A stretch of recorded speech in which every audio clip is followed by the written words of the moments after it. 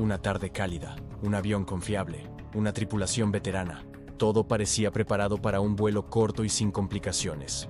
Pero bastó un pequeño desvío, una conversación fuera de lugar, un detalle pasado por alto, y lo que debía ser una rutina se convirtió en una tragedia que sacudió a la aviación venezolana. ¿Qué ocurrió a bordo del vuelo 109 de Aeropostal? ¿Por qué nadie vio venir lo que estaba por suceder? Esto no es solo una historia de error humano. Es un caso que reveló fallas ocultas en los protocolos, en la cultura de cabina y en el sistema mismo que debía garantizar la seguridad. Y todo comenzó en Maracaibo. 5 de marzo de 1991. En el aeropuerto La Chinita, la jornada transcurre como cualquier otra. El sol cae con fuerza sobre la pista. La gente aborda sin prisas, sin miedo. En plataforma, un McDonnell Douglas DC-932, conocido entre los empleados como el Oriental, espera su turno. Es un avión con historia, uno de los más confiables de la flota. Incluso, años antes, había transportado al Papa en su visita a Venezuela. La ruta es sencilla: Maracaibo, Santa Bárbara del Zulia. Un salto breve, directo, sin complicaciones. La aeronave ya ha volado durante toda la mañana sin reportar ninguna falla. Este sería su último tramo del día. La tripulación también tiene experiencia de sobra. El capitán José Dávila y el primer oficial Vicente Calixio conocen bien el trayecto. Y ese día, comparten la cabina con un tercer ocupante, un teniente de la Guardia Nacional, también piloto. En apariencia, todo bajo control. Pero en el aire, incluso lo más mínimo puede costarlo todo. Poco antes de las 4 de la tarde, el vuelo 109 recibe autorización de despegue. Los motores rugen, el avión toma carrera. Y en cuestión de segundos se eleva del suelo. Pero dentro de la cabina, la concentración comienza a diluirse. Las conversaciones se vuelven informales, hay bromas, música de fondo. El protocolo, aunque presente, pierde fuerza ante la camaradería. Lo que nadie sabe, ni en cabina ni en tierra, es que en medio de esa atmósfera relajada, un error ya se ha cometido. Un número mal marcado en el panel de navegación, una frecuencia equivocada. Un desvío imperceptible, pero con consecuencias inevitables. Mientras el avión asciende a 5.000 pies y entra en una espesa capa de nubes, la tripulación sigue confiando en sus instrumentos. Pero no se dan cuenta de que ya no están sobrevolando el lago. Han sido desviados ligeramente hacia el este, y eso los está llevando directo hacia una de las zonas más traicioneras de la cordillera andina. El Páramo de los Torres. Una región conocida entre los pilotos venezolanos como la Guillotina de los Andes. Una zona donde las montañas surgen entre la niebla sin previo aviso. Donde la visibilidad puede desaparecer en segundos. Y ese día, el vuelo 109 se dirige sin saberlo, hacia su trampa final. Pasaron 15 minutos desde el despegue, todo parece normal, los pasajeros van tranquilos, la cabina aún tiene música, el tono es relajado. Hasta que suena una alarma. Una voz automática irrumpe en medio de la calma. La alerta de proximidad de terreno. Una advertencia clara. Algo enorme y peligroso está justo frente a ellos. El capitán reacciona al instante. Tira de los controles, intenta ganar altitud. Pero el margen ya no existe. La montaña está demasiado cerca. Y el tiempo, demasiado corto. A las 4:15 de la tarde, el avión impacta violentamente contra una ladera rocosa.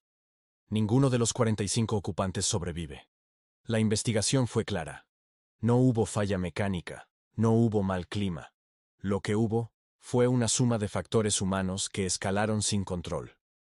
Una frecuencia mal sintonizada, una tripulación distraída, una cabina donde el protocolo fue desplazado por la confianza. La grabadora de voz reveló conversaciones informales durante todas las fases críticas del vuelo. Y confirmó lo que el terreno ya había sentenciado. El accidente del vuelo 109 cambió para siempre la forma en que se entendía la seguridad aérea en Venezuela. Se reforzaron los procedimientos. Se impuso la cabina estéril durante despegues y aterrizajes. Y se comprendió que en aviación, la rutina nunca puede tomarse a la ligera. El vuelo 109 no cayó por una gran tormenta. No fue víctima de sabotaje ni de falla estructural. Fue una cadena silenciosa de descuidos. De esos que parecen pequeños, hasta que ya es demasiado tarde. Historias como esta no deben olvidarse, porque cada lección escrita con vidas humanas tiene un costo demasiado alto como para repetirse. Si quieres conocer más historias como esta, casos reales que cambiaron la historia de la aviación, considera suscribirte, porque detrás de cada vuelo siempre hay algo más que contar.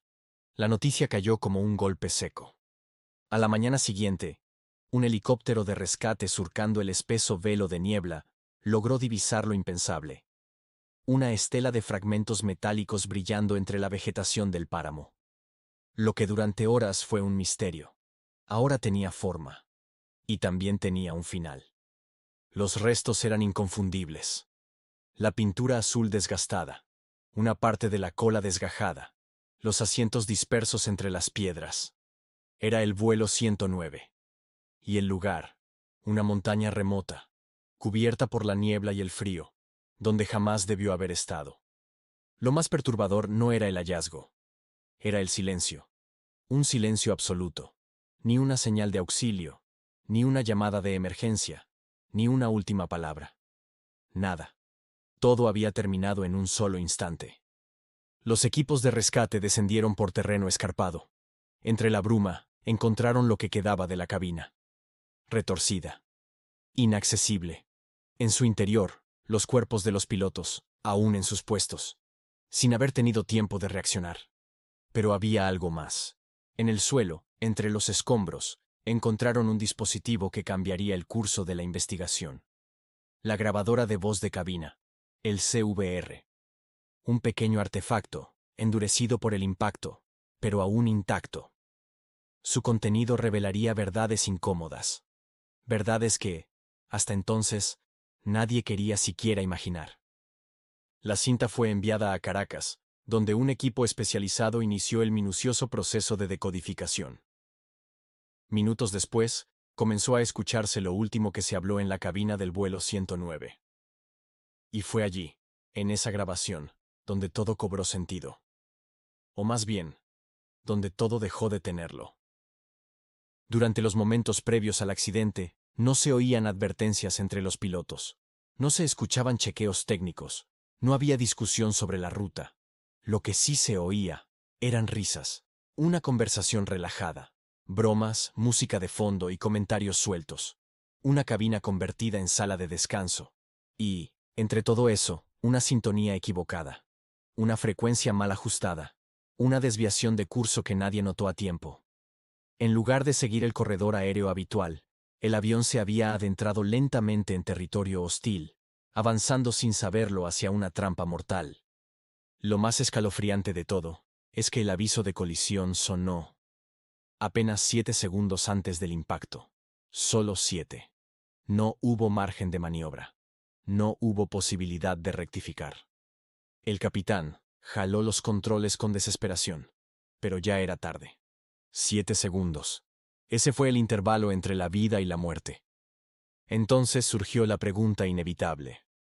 ¿Cómo un avión con tripulación experimentada, en una aerolínea con décadas de prestigio, pudo cometer un error tan elemental? ¿Qué pasó en esa cabina para que se perdiera el control sin que nadie lo notara?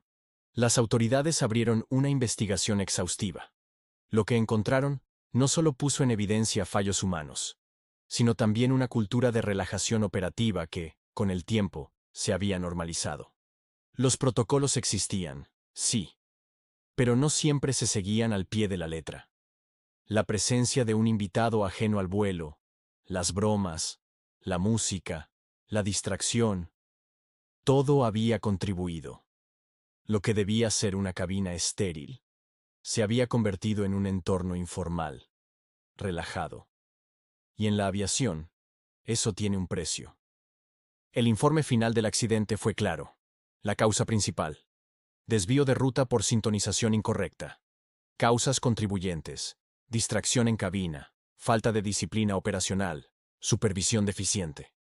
Pero entre líneas, el mensaje era aún más fuerte. La tragedia no fue producto de un solo error. Fue la suma de muchos pequeños descuidos que, combinados, se volvieron fatales. A partir de ese día, las autoridades venezolanas impusieron cambios radicales. Se reforzó la instrucción sobre cabina estéril. Se implementaron sistemas de monitoreo más rigurosos. y se envió un mensaje claro a todas las tripulaciones del país. La relajación en vuelo, por mínima que sea, puede costar vidas. Sin embargo, para las familias de las víctimas, ninguna reforma pudo borrar el vacío. 45 personas, madres, padres, hijos, profesionales, estudiantes, incluso un bebé de apenas meses. Todos abordaron aquel vuelo confiados en que sería un simple viaje de rutina. Ninguno volvió. Año tras año, en los alrededores del páramo de los Torres, se levantan pequeñas cruces, flores marchitas y mensajes tallados en piedras. Son los únicos testigos de una tragedia que aún sigue hablando en silencio. Porque el vuelo 109 no fue solo un accidente. Fue un recordatorio de lo frágil que es la rutina, de lo letal que puede ser un segundo de distracción, y de cómo, a veces, el mayor peligro no es la tormenta, sino el exceso de confianza en cielos aparentemente tranquilos. Y ahora, al llegar a este punto de la historia, nos queda una sola pregunta. Una que quizás nunca tenga respuesta definitiva.